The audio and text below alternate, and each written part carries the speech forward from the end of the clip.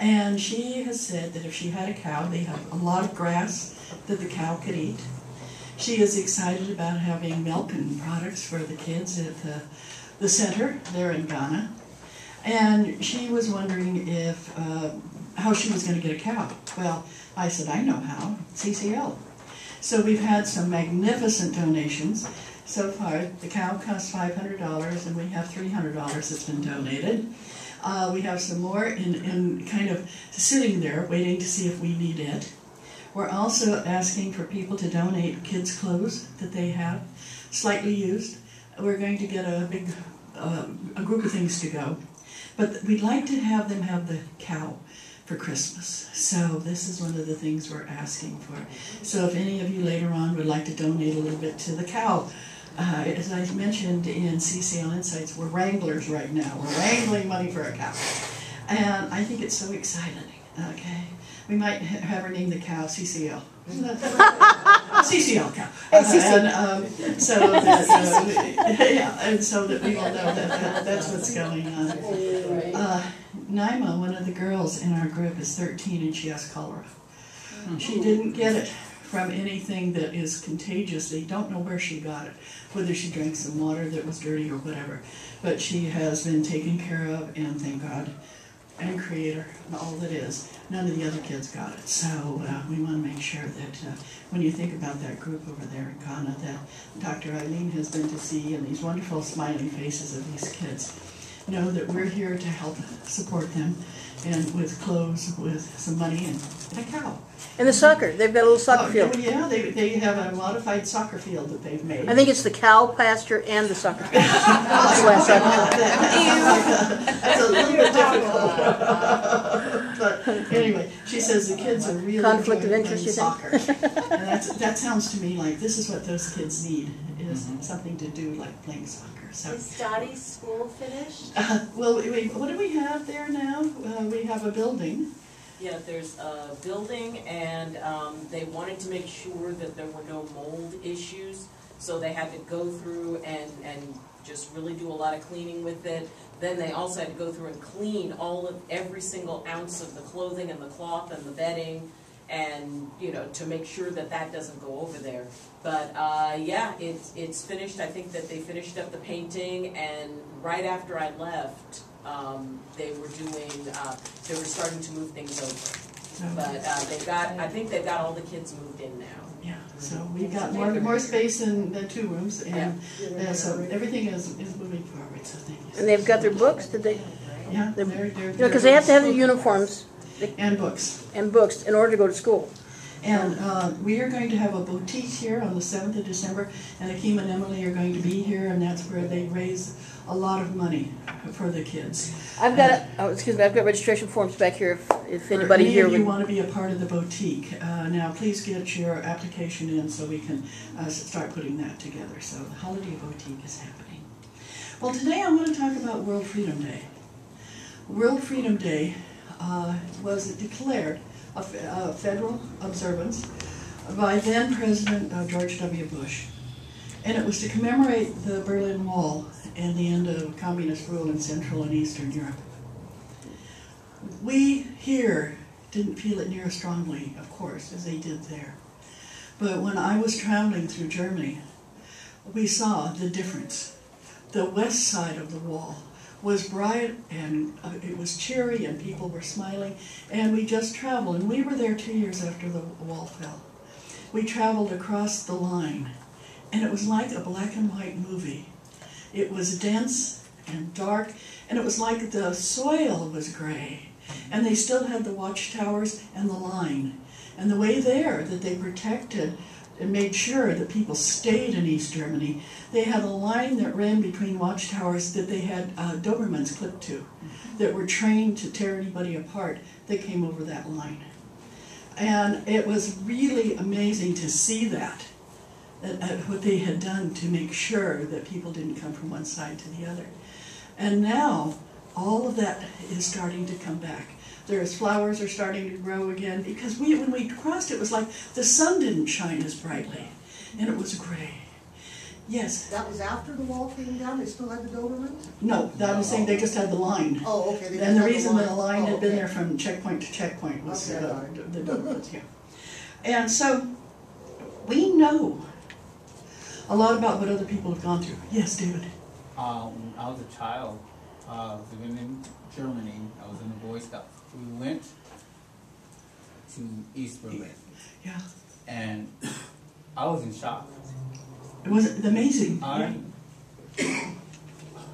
still speechless. It's just, I was like 8 or 9 years old, and the poverty that I saw was, wow, I couldn't believe that that existed, you know, Because you were living on a military base. Yeah. Yeah. And I remember I went downtown there, and I bought a couple loaves of bread, and I just gave it to these kids. Yeah. And they were like, wow, you know, and I was like, you know, it's just bread, but For you them don't get it whole was. loaves. Yeah. You don't get whole loaves like that. And I probably gave them like a week's worth of food. Right. Yeah. And I'm going back, I was so depressed when I saw that. And I was like almost in tears of how poor they were. And I thought that in communism everything was equal, but it's not. And this is what I thought. And boy, did I get my eyes open. Yeah, it was really, Yeah, and there, to this day, it's things almost speechless what I saw. It's like, we could not, because we grow up in such abundance here, we can't fathom what you see there. It doesn't click in your head. Yeah. You know you're looking at it. It doesn't click. It's astounding. Thank you for sharing, for Yeah. having been there. Yeah. And now that that wall is down and that, it's incredible. Yeah, I the saw difference. that, all of that, and I also saw soldiers with rifles waiting for you to get too close to that line. Yeah, right. So it's like, it was scary, it was very scary, and I never went over there. I was like, oh, I want a piece of the wall, you know, I know I scouted, because you want to be dead, Yeah. so I didn't go near it, so, it was like, we were in just Boy Scouts, and we were frightened, and we couldn't wait to get out of there. That is amazing. Thank you so Yeah. much for sharing that. Yeah. And you know, here where we are, we don't worry about that. We worry about a lot of things, but we really aren't worried about what's going to happen, because we talk a lot about freedom, and we talk a lot about freedom in politics. But today, what I want to talk about is freedom in our spirituality. I had a client come in yesterday, and I said, oh, I'm so glad to meet you, and we have a church here. And she says, well, you know, I'm not one of those religious freaks. I'm spiritual. And I was like, what? They have found that now all of these things that people are against, spiritualists and people who are spiritual are beginning to get that attitude, we're better than they are. Yeah. That's not freedom. What we need to do is start looking at how we are as spiritualist people walking a spiritual path. We're not worried about being prosecuted or persecuted per se. But sometimes we start making walls of anger and ignorance, intolerance. Those walls are just as nasty because you can't really fight against them. If you have a brick and mortar wall, you can do something about it. You get angry at it, you can write on it, you can do things. But when what's coming in is emotional, how do you handle it? Have you ever met somebody that didn't like you just because of the color of your skin, your weight, your hair color? I mean, there are people like that that put that energy out, and how do you fight against it? Have you ever tried?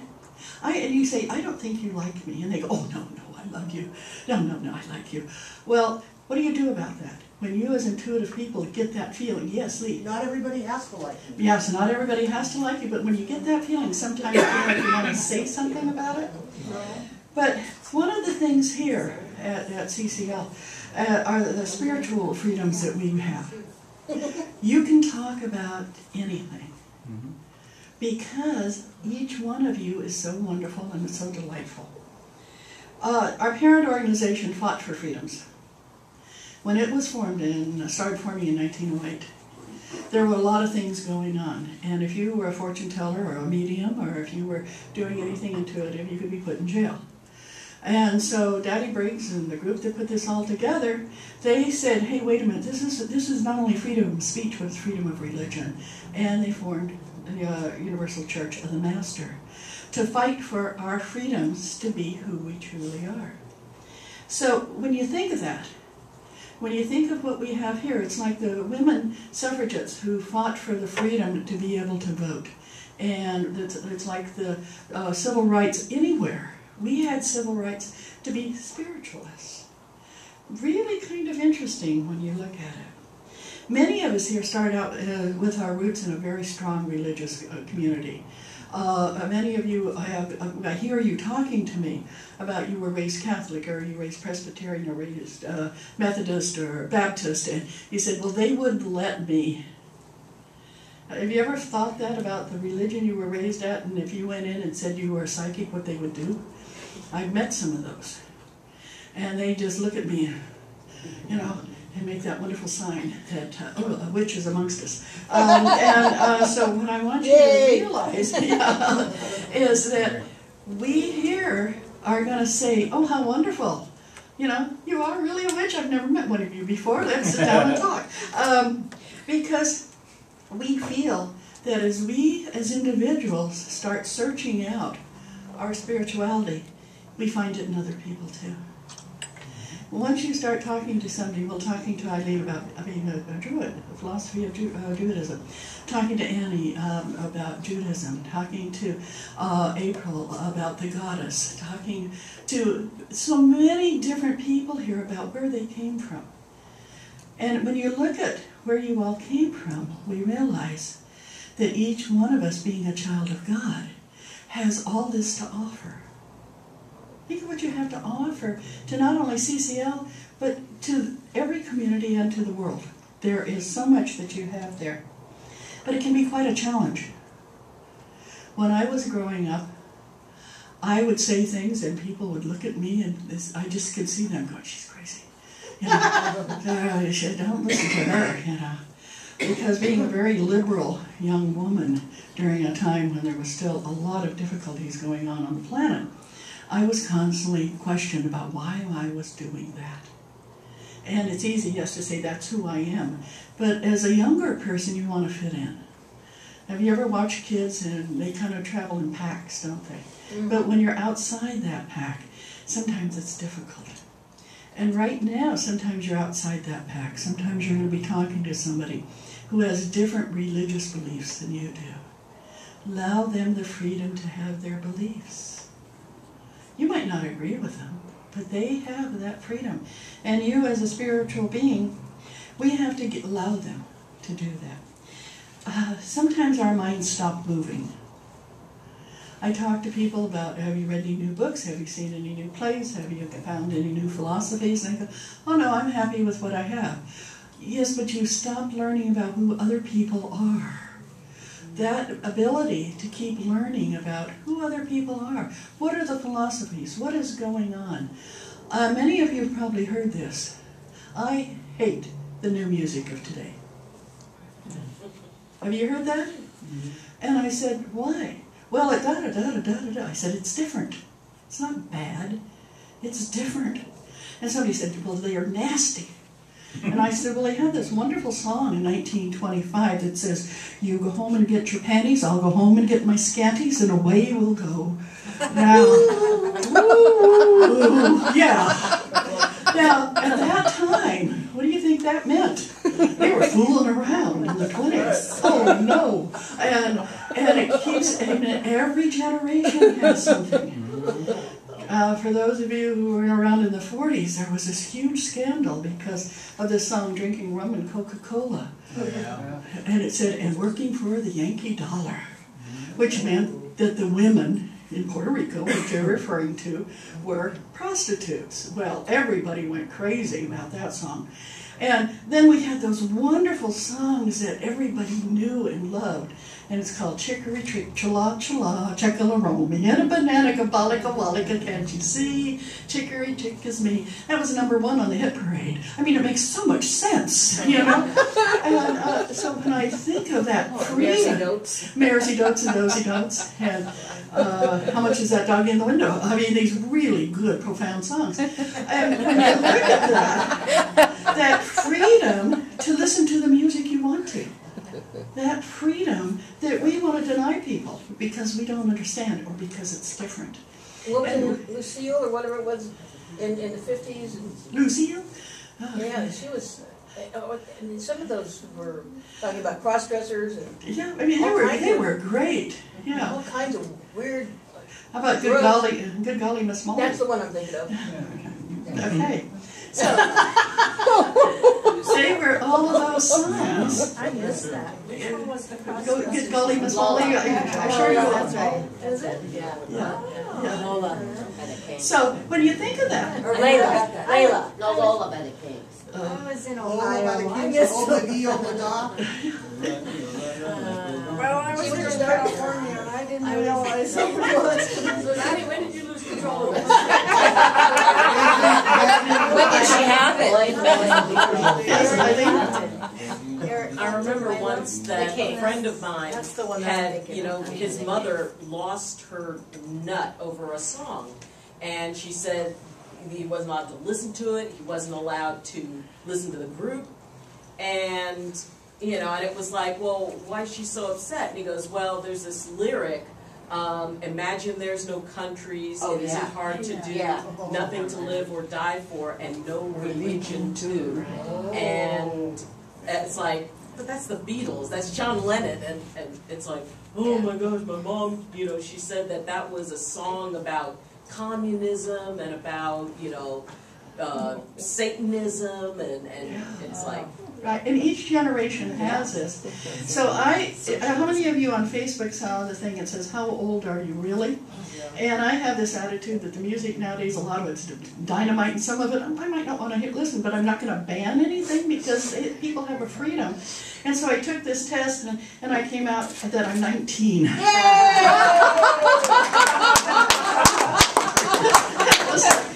Oh, I like that. Because of that believing in freedoms. Freedoms to allow people to let their God shine through. And so think about that. What are you prejudiced about that you never thought you were? How many of you, when some people speak very, very poor English, and I don't mean they have a foreign language, I mean they were raised in the United States and they say ain't and they say no good, and do you ever go like, why don't they learn how to talk? Think about that. Hey, do we get to do a rousing applause? Hello, Sherry. Welcome back. But think about that. How do you take away people's freedoms? By making them wrong. So when you do that, what happens to your freedom? It gets smaller. So what I'm talking about with that is that when your mind stops moving forward, you get stuck. And when you get stuck, you start losing your freedoms. Because we as spiritual beings are going to change our lives every day.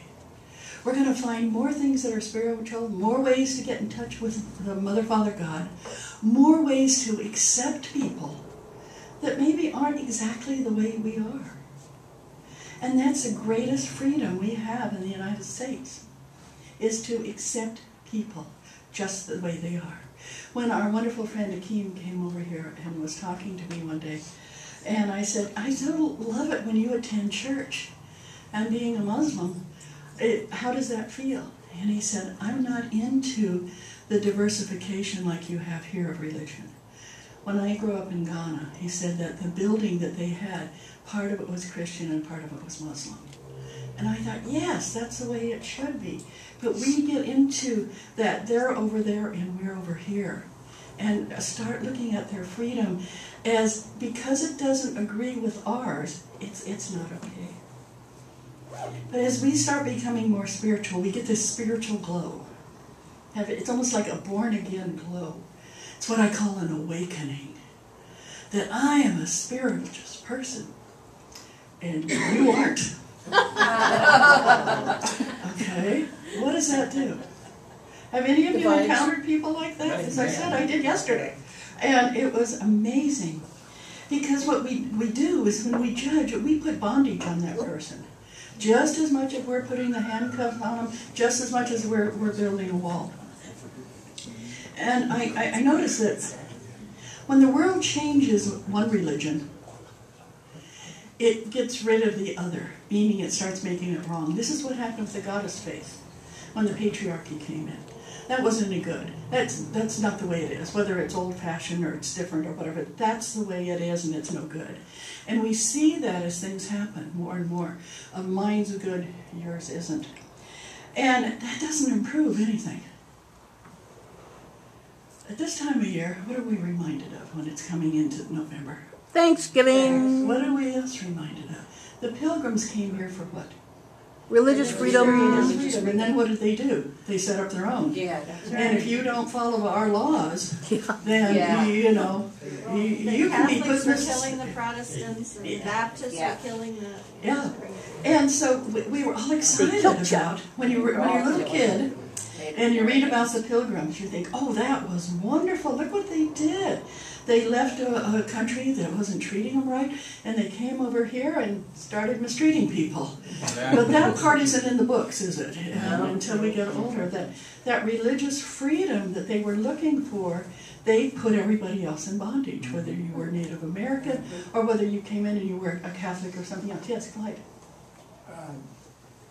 I just wanted to make a comment about that. Is it because they all did that, or is it just because there's a few of them in power that did that? Both. I mean, what happened is the Pilgrims.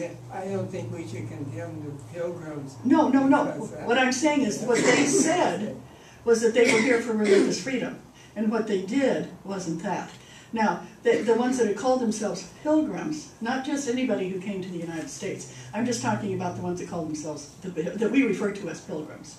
And there were people in that group that had a lot better sense of what freedom is and what they wanted to do.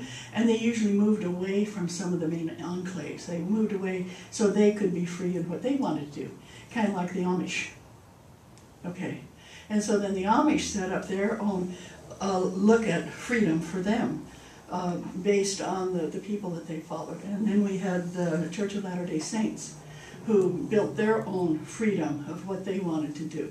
But that's the joy in this country, if people can be free to do what they want to do. My point was, the Pilgrims are the first ones that said, we're leaving one country for freedom, going to another for freedom, and then we're going to instill our laws. But in each one of those groups is real true spiritual. Yeah, exactly, they're spiritual. And that's what I'm saying. They have the freedom to be spiritual the way they want to be, in whatever group they want to be. Or religious, or whatever you want to call it. Yeah. They also Thank you for bringing allowed that. every person had a vote, every woman had a vote. With There was the- a man on that first original group. Right. And, but when you think about there, the really strong-minded members were the ones that kind of set up what was going to be happening. And a lot of the laws and a lot of the things that we had happen at that time, we still have. And so when you look at how are people showing their spirituality? Is it by following one person? Is it by following a group? Is it by following whatever? But when you're into spirituality, you look at them and you go, that's interesting. Learn about it. Learn about the Amish. Learn about the Mormons. Learn about everybody else out there and appreciate their spirituality. But just because you call yourself spiritual doesn't mean that you have it all solved and they're all wrong. I want you to accept that everybody out there is a child of God. Many of you know that I started out as a minister in Science of Mind. And so I always look back to Ernest Holmes when I'm going into things about what did he have to say. And he said, true freedom, true liberty, is the awareness that the Mother, Father, God is one. And we know that God must be one because the universe cannot be divided against itself. We are all tied into an indivisible unity. We shall have to get back to this unity to find the meaning of freedom. And I like that. If God is all one, then we're all a part. Whatever we are, we're all a part of that spiritual energy. And if we seek to, wait just a minute, if we seek to destroy somebody else, we ultimately destroy ourselves. Yes, Christine? Actually, that last statement about seeking to get back to the unity, Mm-hmm. that's wonderful. Yeah. Unfortunately, I watched World News last, and I was very upset with the war that's going on. But Getting back to the but unity. if we're thinking about that, what we're doing is getting back to the unity. And how do we do that? How do we get back to unity? Is by not thinking that you're wrong and I'm right. And that's a very, very difficult concept. As kids, we're taught you don't want to play with that person, or we're taught that that's not okay, or we're taught that, and it's hard to be unified. So, and you're right, getting back to that awareness that the universe cannot be divided against itself. That's what I think is the greatest line there. And so as we look at that, and we look at, but what else can we do? Just stop judging others. Just get to a point where you don't make other people wrong. And sometimes you judge people by being too religious, too holy, or too woo-woo. You know? Have you ever done that? Oh, they're just pretty woo-woo. Which, fill in the blanks for that one.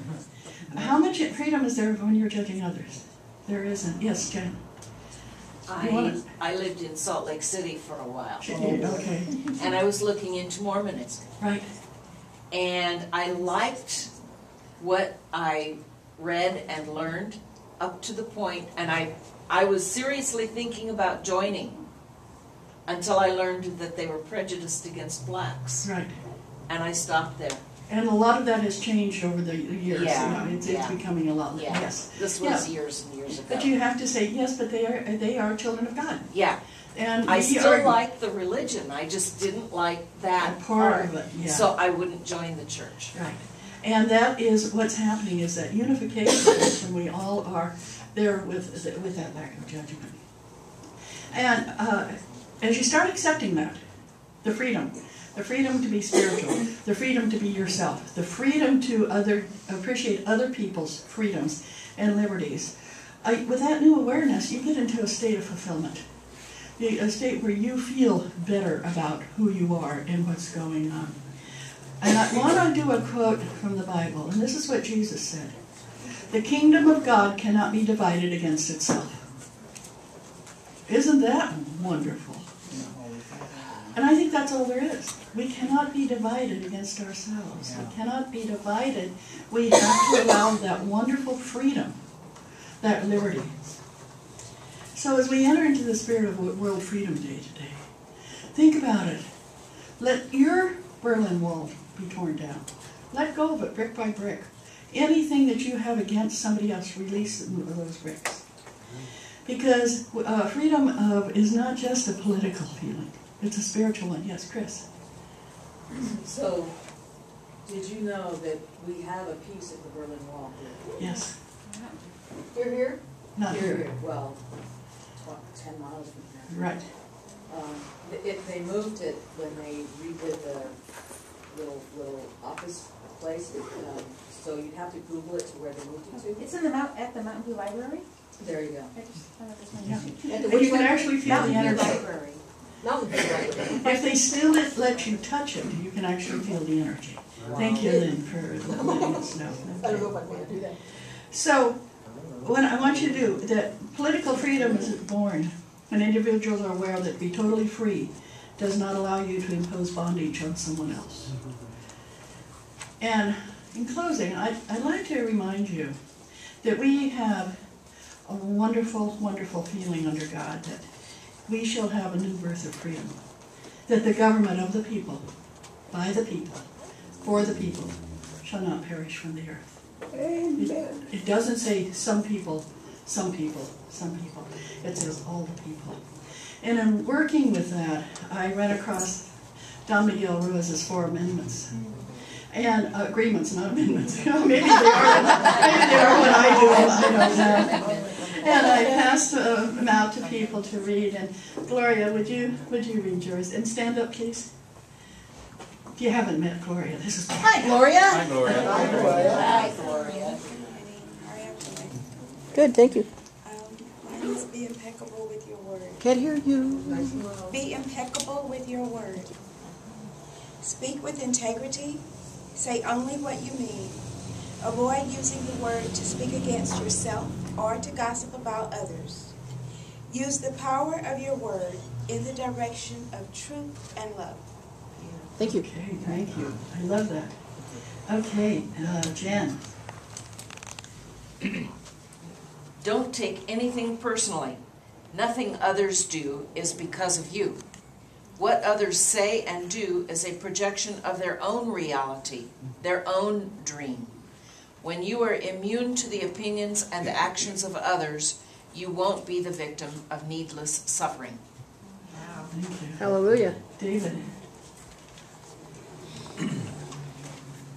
Don't make assumptions. Find the courage to ask questions and to express what you really want. Communicate with others as clearly as you can to avoid misunderstandings, sadness, and drama. With just this one agreement, you can completely transform your life. Thank you. Okay, Donna. Always do your best. Your best is going to change from moment to moment. It will be different when you are healthy as opposed to sick. Under any circumstance, simply do your best, and you will avoid self-judgment, self-abuse, and regret. Okay. Now that's one of those things that we were talking about. Not judging others, but what happens when you judge yourself? What kind of bondage do you put yourself in? Bad. Okay, where's your freedom to be free?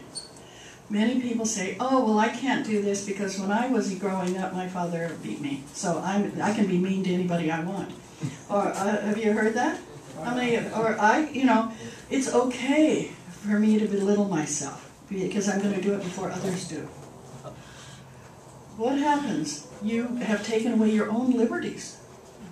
So when you take away your own liberties, you also take away your own freedom. Your freedom to be exactly who you are. And one of the things that I had mentioned about Dr. Eileen that I'm going to bring up again is when you're in her presence, you are able to be absolutely authentic. I have a feeling if somebody walked in and said, I'm an axe murderer and I just killed 13 people and I don't know what to do, Eileen would say, okay, now let's just calm down. Make them hold the road sports. And you take away their axe. You know? that absolutely non-judgment, giving you the freedom to be yourself. And her life hasn't been perfect, if we judge it. But if we look at her life, it's how she got to this place of being able to treat everybody equally. So think about it. When you see somebody that you want to judge, it's a mirror. Who you judge, you not only take away their freedom, but you take away your own.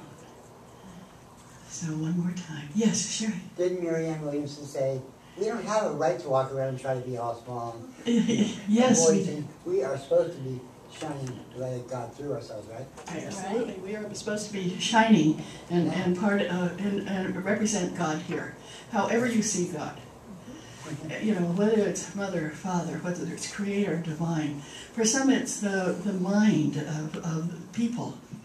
How you feel God is what you want to do. So did you still release all those things we told you to at the beginning? Have you let them stay released, or are they creeping back in? Quite often when we say, I release you, and it's like it's a bungee cord, I release and it goes out there, and it sits there a little bit, and then it goes, and then you're boing back. So all today, when you have those thoughts, it might be that somebody grabbed the last bagel. You know, it could be that easy. You go, oh, you didn't think me there. Yeah. Stop and say, there comes that energy back.